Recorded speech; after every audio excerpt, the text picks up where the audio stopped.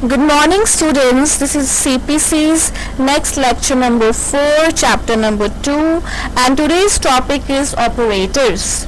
Now first of all, what is an operator? Operator is a symbol that operates on one or more expressions for producing a value that can be assigned to a variable.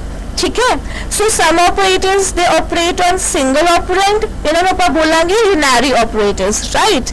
And some operators ਜਿਹੜੇ ਹੁੰਦੇ ਨੇ they indicate before and they are called prefix operators, right? तो ਜਿਹੜੇ afterwards use ਹੁੰਦੇ ਨੇ operands ਦੇ ਉਹਨਾਂ ਨੂੰ ਆਪਾਂ ਬੋਲਦੇ ਆ post operands. ठीक है. अगर आप किसी भी ऑपरेंड के आगे प्लस लगावांगे तो उन्हें बोलांगे प्रीफिक्स, और अगर ऑपरेटर के पीछे प्लस लगावांगे उन्हें बोलांगे पोस्टफिक्स ऑपरेटर्स, राइट. हुण ऑपरेटर्स दी फर्दर कैटेगरीज होंदियां ने जिवें कि arithmetic operators, relational operators, assignment operators, logical operators. Let's discuss all this one by one.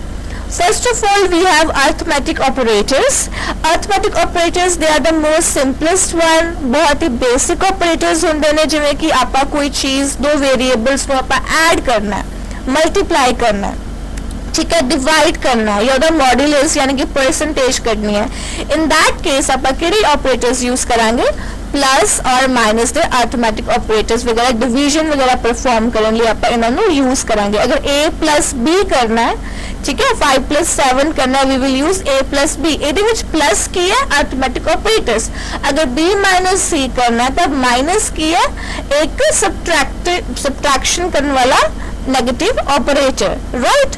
So next category ਜਿਹੜੀ ऑपरेटर्स ਦੀ ਹੈਗੀ ਹੈ ਉਹ ਆਪਾਂ को हैगी है असाइनमेंट ऑपरेटर्स भी हैगे ने ਆਪਾਂ को.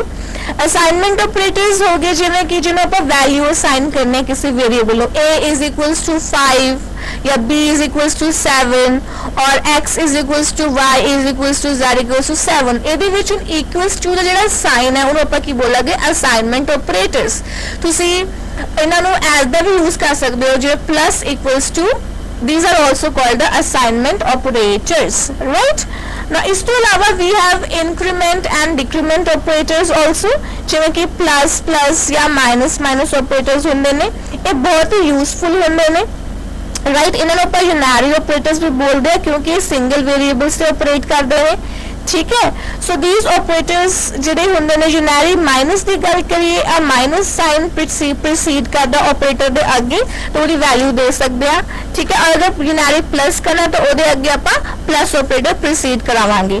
ਪ੍ਰੀਫਿਕਸ ਲਈ I have told you earlier also जो कि x ਦੇ ਅੱਗੇ ਲੱਗਦਾ ਪਲਸ ਆਪਰੇਟਰ, ਔਰ ਪੋਸਟਫਿਕਸ ਵਿੱਚ ਮੀਨ ਕਿ x ਦੇ ਅੱਗੇ ਪਲਸ ਲਗਾਵਾਂਗੇ. ਮੀਨਸ ਅਗਰ ਆਪਾਂ ਲਿਖ ਰਹੇ ਹਾਂ माइनस माइनस एक्स तो वो केड़ा होएगा? Prefix operator. जे आप लिख रहे हैं एक्स माइनस माइनस तो वो केड़ा होएगा? Postfix operator. अदर कैटेगरी जी ऑपरेटर्स दी हैगी है वो केड़ी है? Relational operators. रिलेशनल ऑपरेटर्स केड़े होंदे ने जदों आपां दो वेरिएबल्स नू कंपेयर करना है, दो वैल्यूज नू कंपेयर करना है, ठीक है, जिਵੇਂ कि ट्रू है कि फॉल्स है, ठीक है. उस केस दे विच राइट या लेस देन है या लेस देन इक्वल्स टू है या लार्जर दैन है या ग्रेटर दैन इक्वल्स टू है. ये सारे केड़े होंदे ने? Relational operators, right. Next category हैगी आपको ऑपरेटर्स दी, वो केड़ी हैगी है? Logical operators. लॉजिकल ऑपरेटर्स को आप बूलियन ऑपरेटर्स भी बोलते हैं, ठीक है. These operators act upon operands that are themself logical expressions, ठीक है. जो आप वैल्यू टेस्ट कर देंगे हैं तो उनकी वैल्यू या ट्रू या फॉल्स हो सकती है, यस और नो भी हो सकती है, ठीक है. जिवें कि एंड ऑपरेटर इसका साइन केड़ा होंदा है? एम्परसेंड वाला एंड, ठीक है. और ऑपरेटर होंदा है, ठीक है. एंड देन नॉट ऑपरेटर जो आप एक्सक्लेमेशन का साइन भी बोलते हैं. So these are known as logical operators, right. तो लास्ट जी कैटेगरी हैगी ऑपरेटर्स दी, वो केड़ी कैटेगरी हैगी है? This one is the conditional operator. इनू ਆਪਾਂ टर्नरी ऑपरेटर भी बोल देंगे हैं सी दे विच. Ternary operator available in the C जो कि ऑपरेट करता है तीन ऑपरेंड्स दे ऊपर यानी कि तीन तरह के वेरिएबल्स के ऊपर. Means expression 1 is there, expression 2 is there and expression 3 is also there. उदो आप इन्हू यूज करते हैं. Expression 1 is always evaluated first. अगर वो ट्रू है या कुछ भी है उस तो बाद एक्सप्रेशन 2 इवैल्यूएट होता है, ठीक है.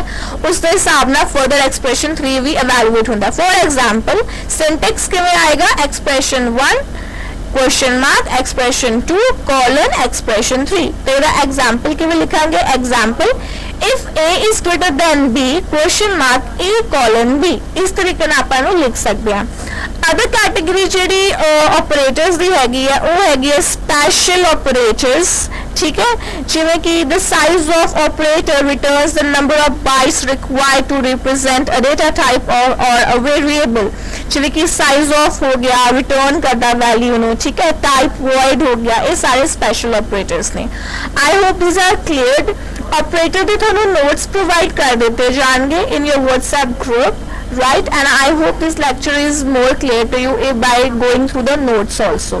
Thank you students.